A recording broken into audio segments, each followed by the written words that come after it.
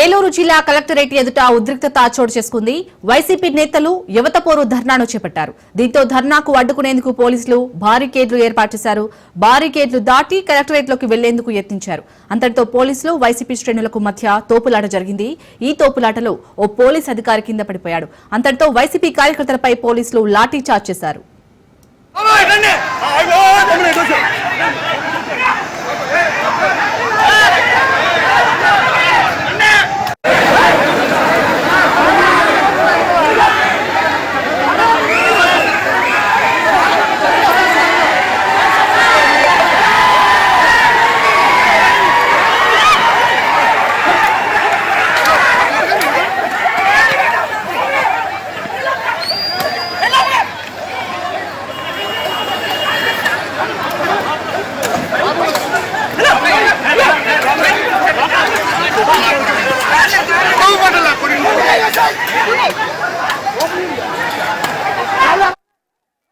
ఏలూరు జిల్లా కలెక్టరేట్ ఎదుట ఉద్రిక్తత చోటు చేసుకుంది.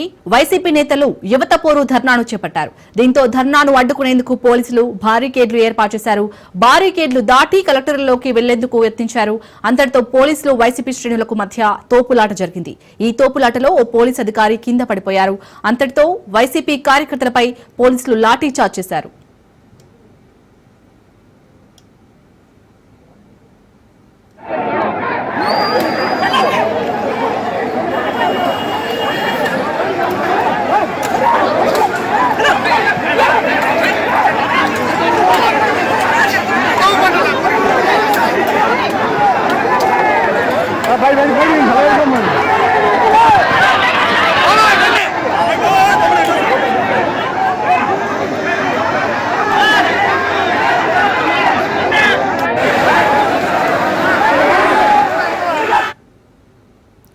రైట్, ఏలూరు జిల్లా కలెక్టరేట్ ఎదుట అయితే ఉద్రిక్తత వాతావరణం నెలకొంది. దీనికి సంబంధించి మరిన్ని అప్డేట్స్ మా ప్రతినిధి మురళీధర్ అందిస్తారు. మురళీధర్, ప్రస్తుతం అక్కడ ఏలూరు జిల్లా కలెక్టరేట్ ఎదుట పరిస్థితి ఏ విధంగా ఉంది? ప్రస్తుతం అయితే సాధారణ అయితే ఉదయం 9 గంటల ప్రారంభమైన ఈ ధర్నా కార్యక్రమం ఉదయం నుంచి కొంత ఉద్రిక్త పరిస్థితులు నడుస్తున్నాయి. అసలు అంటే యువత పోరు అని చెప్పేసి వైఎస్ఆర్ కాంగ్రెస్ పార్టీ ఆధ్వర్యంలో ఈ ధర్నా చేపట్టారు. ఉదయం 10 గంటల కల్లాను బైరెడ్డి సిద్ధార్థరెడ్డి ఏలూరు ఫైట్ సెంటర్ ధర్నాలో పాల్గొని అనంతరం అక్కడి నుంచి ర్యాలీగా కలెక్టరేట్ వచ్చి మెమోరాండం ఇస్తానికి ఈ కార్యక్రమం చేపట్టారు.